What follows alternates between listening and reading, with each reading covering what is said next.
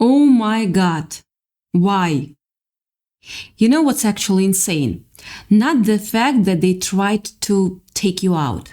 Not the fact that they came at you sideways, behind your back, in whispers, in cold shoulders, in a quiet little way people try to erase someone without leaving interprints.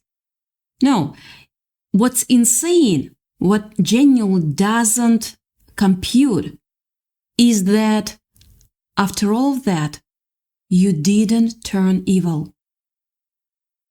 You had every excuse, you had every reason, and you still walked out the other side soft, still walked out kind, still walked out you. And right now, somewhere, the people who tried to bury you are watching that, and they cannot process it. It's breaking their whole model of how the world is supposed to work. So stay with me, because I'm about to show you exactly why that happened and exactly what it's doing to them right now, tonight, while you are sitting here listening to this, tonight. Here's the thing nobody explains to you when you are going through it. There is an old idea floating around that people are not born broken. They get made broken. Get made. Something happens to them. And that something turns into kind of poison. And the poison needs somewhere to go. So it goes into the next person, and the next, and the next. That's supposed to be the whole machine. That's how cruelty keeps itself alive, generation after generation, room after room, family after family. It needs people to get hurt and then pass the hurt along. Because the second someone gets hurt and refuses to pass it along, the whole cycle collapses. Yeah, it skips a bit, and that was supposed to be your story too. Everything that was done to you, the way you were talked about, the way you were shut out, the way certain people made it their quiet mission to make your life smaller. All of that was supposed to turn you into exactly what hurt you. You were supposed to get bitter. You were supposed to start keeping score. Yeah, you were supposed to look at people and think, fine, if this is how it works, this is how I'll play it too. You were supposed to start closing doors on people the way doors were closed on you. That is the expected outcome. Yeah, that is what happens to almost everyone who goes through what you went through. And it didn't happen to you. You are still somehow ridiculously a good person. You don't scheme, you don't sit up at night plotting how to make someone else feel small the way you were made to feel small. You just want to live your life and let people be, even the ones who were not decent to you. For the longest time, you probably need to explain that, tried to explain that to the very people who came after you. You probably said some version of, hey, I don't want beef. I don't want drama. I just want to be left alone. Can we not do this? And you couldn't understand for a long time why that never landed. Why people kept pushing, kept testing, kept poking at you. Here is why. Yeah. They needed you to break. Not because breaking you served some grand purpose, but because your staying whole was, without you even trying, was proof that a different way of existing in the world is possible. And that is unbearable to people who have already decided the world is ugly and everyone's out for themselves. Your softness was evidence against their whole worldview, and evidence like that has to be discredited or destroyed, because if it's true, it means they made the wrong call somewhere along the line. So think about that for a second. The people closest to you probably watched what was happening and thought, give it time. They will change. Everyone changes eventually when they get hit enough times. Yeah. They were waiting for you to harden, waiting for the moment your smile would finally slip and something colder would take its place. And it never came. You are still going about your business. You are still somehow gentle in a world that gave you very every reason not to be. That's not small. That's one of the rarest things a person can do. And if nobody's told you that directly, I'm telling you now, that's remarkable. Yeah, that's remarkable. And here's what's wild. Here's the part that should really sit with you. Every single time they tested you and you didn't break, you got stronger. In the beginning, it probably cut deep. Yeah, it probably kept you up. Things that people said, things that were done, they landed like real wounds because they were real wounds. But somewhere along the way, you built a callus, over that spot. Now when something comes at you designed to hurt you, you clock it. You feel it, but it doesn't take you down the way it used to. That's not numbness, no. That's not you shutting up. That's armor you built out of every single moment you refuse to give in. So, if you're the type of person who has been quietly proud of yourself to staying soft while everyone waited for you to snap, good. Thank you. You should be. You should be proud. Hold on to that. Now let's actually get into the why.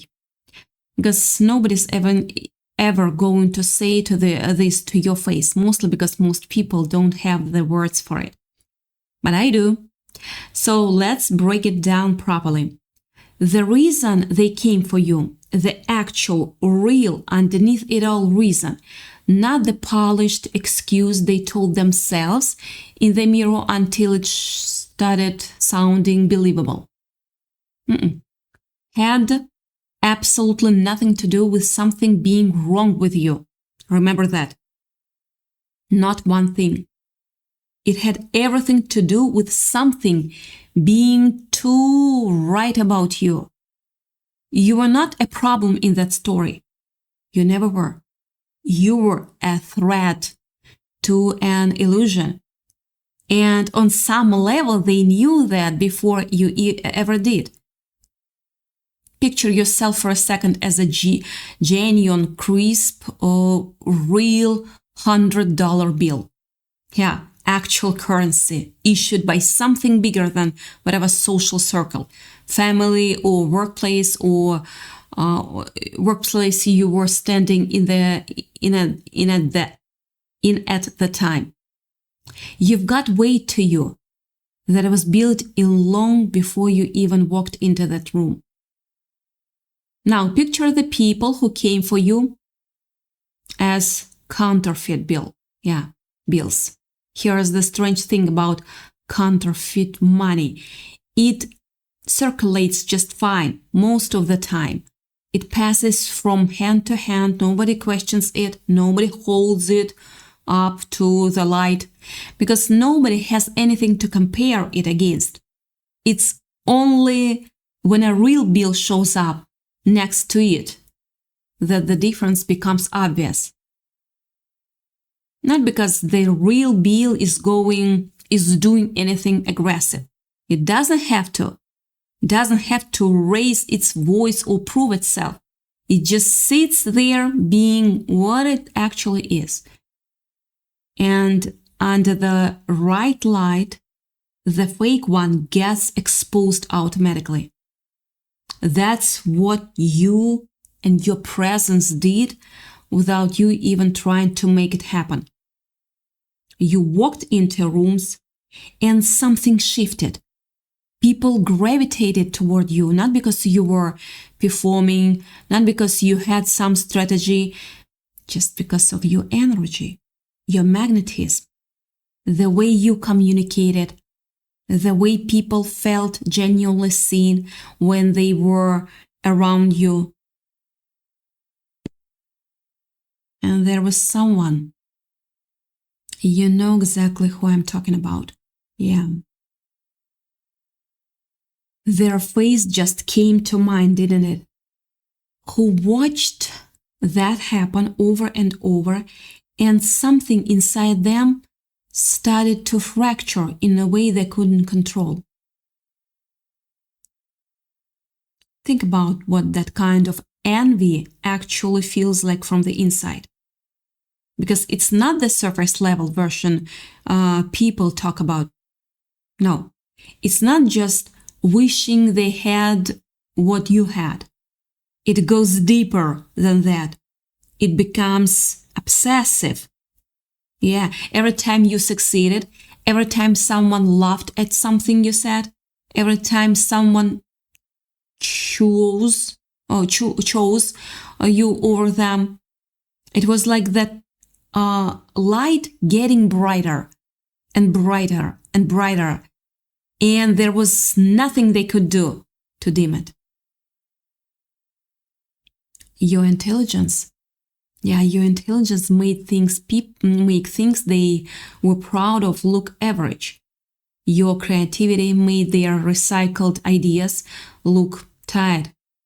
The way you connected with people without trying, without rehearsing lines in a mirror beforehand. That was the thing that really got under their skin. Because you cannot fake that. You can study, you can try, you can imitate it, you can practice it for hours in front of a mirror. It will never land the same way. Because real has a frequency that cannot be manufactured. And somewhere in their gut, they knew it. So they came up with a plan. And I need you to really hear this part, because it's more calculated than most people want to admit another human being would actually do. It wasn't just petty gossip or a little bit of coldness here and there. It was a slow, layered, deliberate effort to dim something they could never carry themselves. They could not become you. So instead, they set out to make everyone else see you differently. Your confidence got reframed as arrogance. Your directness got reframed as aggression.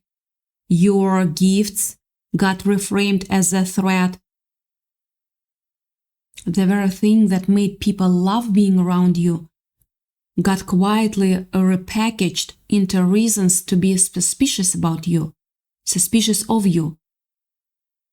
Because if they could rewrite the story people told about you, they could keep standing next to the real thing without constantly being exposed by it. And it ran in stages. And looking back now, you probably recognize every single one of them. First came the isolation. Yeah, subtle at the start, almost invisible. A missed invite here, a group chat you were not added to, a conversation that quietly happened without you, small distances that built up slowly enough that you didn't clock it happening in real time. Then came the situations designed to specifically to throw you off balance, to get you second-guessing yourself, to get you so tangled in your own head that your confidence started to flicker like a light bulb with a loose connection. And when even that wasn't enough, the whispers started. Whispers. The version of you that got passed around barely resembled you at all. It was a distortion, something manufactured, because destroying the real version of you was the only way the fake version could ever hope to take your place. And here is what they got spectacularly, almost tragically wrong.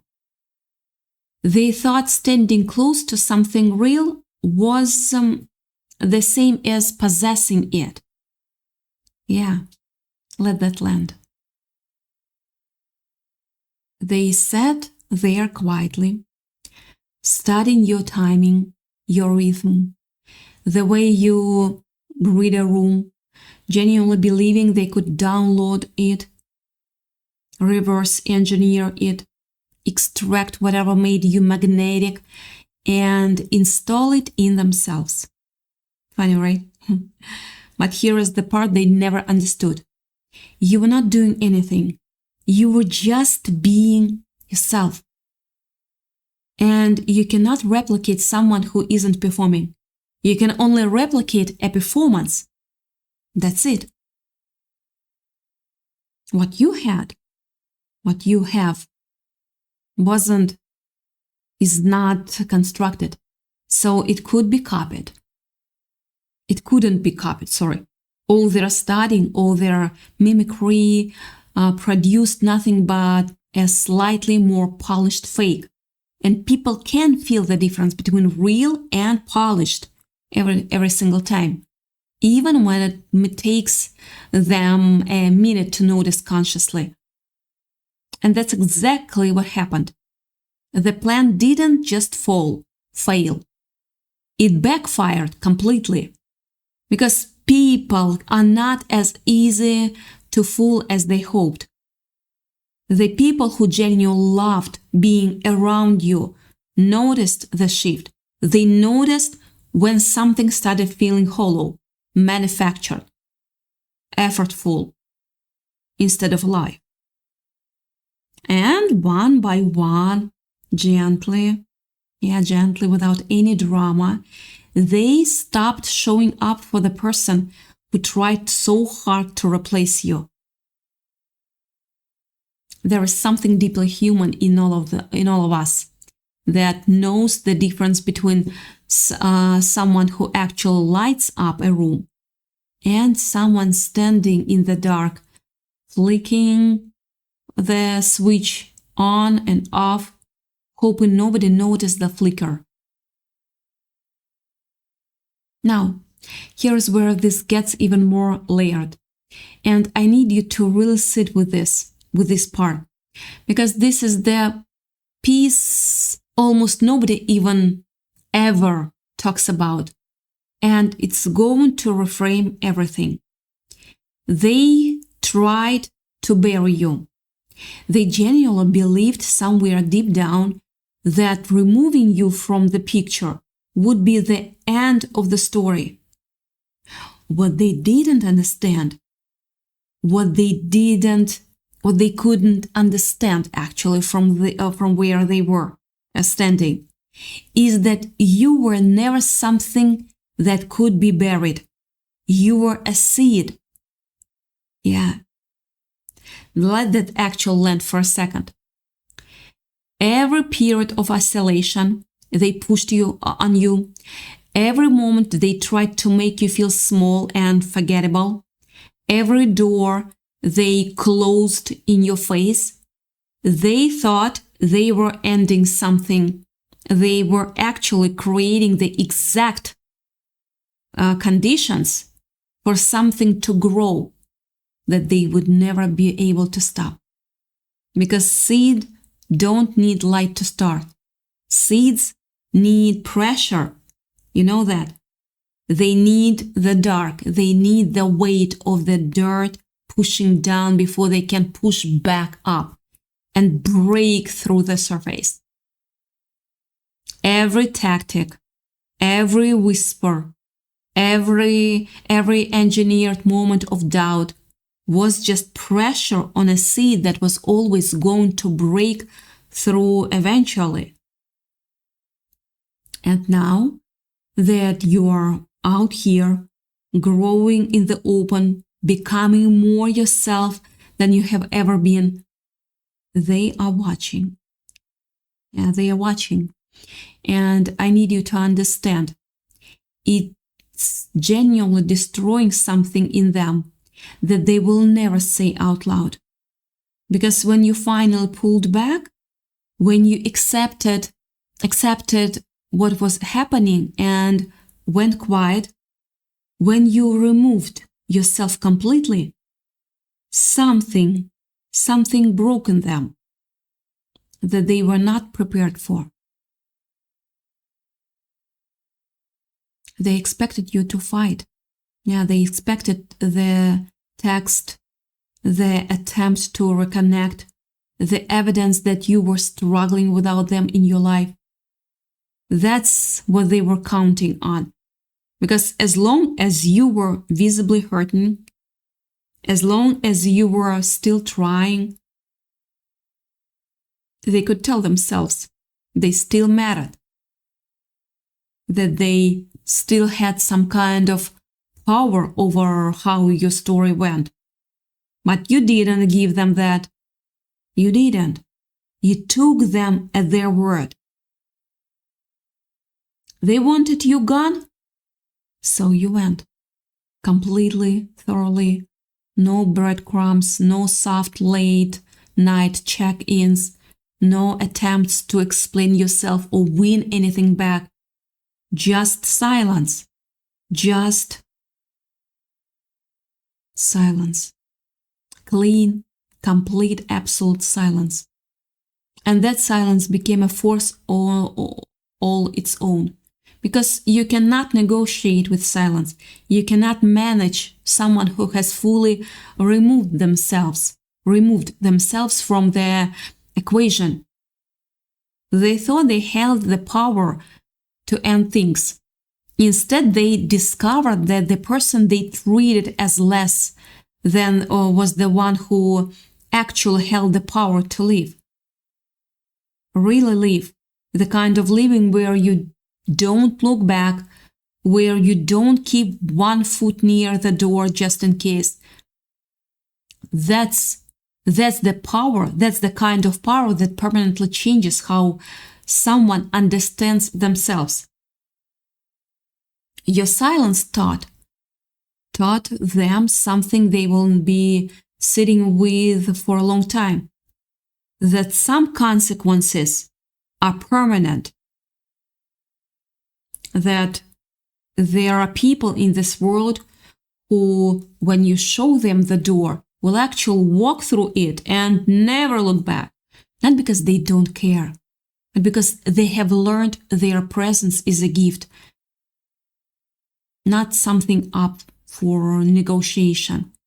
It taught them that the control they thought they had, the ability to push someone away and still keep them within reach, just in case,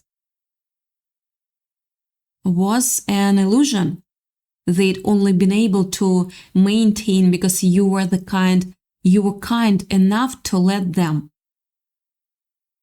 And once you stopped, that whole structure they'd built their confidence on started collapsing from the inside. They are discovering things about themselves right now that are deeply uncomfortable, that they were never as independent as they told themselves, that your presence had been quietly regulating them emotionally in ways they never once acknowledged. That your patience, that your patience was making it possible for them to stay guarded and protected while still having someone genuinely in their corner, genuinely seeing them, genuinely holding space for who they could become. That your understanding, the way you saw past their walls, the way you recognized their difficult behavior came from somewhere wounded. That was something extraordinary. The kind of patience that doesn't come around from once or twice in an entire lifetime, if ever. And they took it. And they took it completely for granted.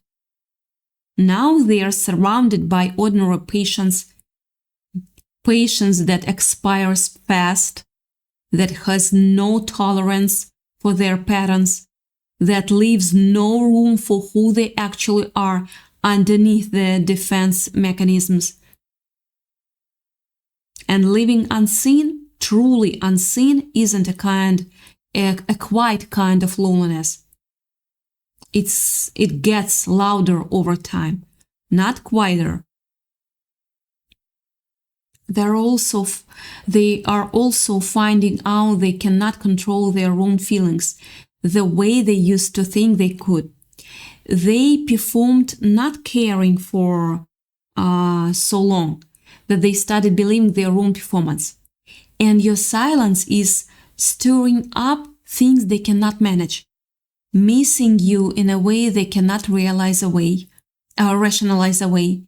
thinking about you obsessively no matter how busy they stay, no matter how many new people they surround themselves with. Feelings that break through your own defenses are the most destabilizing kind, because you can argue with almost anything except your own heart. And realizing what they actually lost, someone who understood them on a level most people will never patience beyond ordinary, a space where they could drop the performance and be flawed and uncertain and fully human without being judged for it. That kind of safety is rare than anyone likes to admit. Most people go their whole lives performing for everyone around them and never once experience what it feels like to be fully seen and fully accepted at the same time. You gave them that, and they rejected it, took it for granted. Now they are performing for everyone all the time, with no breaks, no relief, and nobody left who sees what's actually underneath the mask. That's a prison they built with their own hands. Let me reframe something for you, because this is the part that changes how you get to carry this whole experience going forward. Their rejection was never random, and it was never about you being too much or not enough. It was a protective reflex from a whole way of operating that wasn't ready to be seen clearly. You broke a script that had been running long before you even ever showed up. The defensiveness, the counterfeit energy, the constant need to control how people perceive them. Those patterns didn't start with them. They were inherited, learned, handed down from people who learned to survive by staying small, staying guarded, staying fake, because being real felt too dangerous somewhere back down the line. And you, my beautiful soul, simply by being unapologetically yourself around them, were an unspoken threat to that entire inherited script. Their rejection of you was that whole system pushing back, a kind of survival instinct against a way of being that your presence was quietly, inevitably dismantling. So here's the reframe. Their rejection wasn't just self-protection on their part. It was protection for you too. Whether anyone meant it that way or not. Every closed door protected you from a version of your life where you'd have had to stay small enough to make someone else comfortable. Every stretch of isolation was time you spent, consciously or not, growing into a version of yourself that has absolutely no room left for the smallness that was once required of you. What felt like loss was actually redirection. What felt like being discarded was actually being pointed toward the life, the people, the opportunities that were always meant for you, not as some comforting story you tell yourself to feel better. But because when something genuine gets separated from something fake, the genuine thing doesn't shrink. It finds its level. It finds its people. It becomes more itself, not less. So here's the actual takeaway. The thing I want you to carry out of this and hold onto. You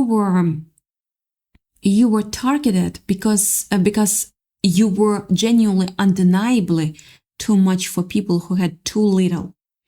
You were the real bill in a wallet full of counterfeits. You were the mirror they couldn't look into without seeing everything they were afraid they lacked. You were the seed they tried to bury without even understanding that burial is exactly what a seed needs to grow. And everything they threw at you, every tactic, every whisper, campaign, every engineered moment of self-doubt was never proof that something was wrong with you. No, it was confirmation over and over of something they could see clearly, even before you could see it in yourselves. That you carry something real, something that cannot be manufactured, something that makes everything fake around it visible just by existing next to it. They wanted you gone, not because you were a problem, but because you were a revelation.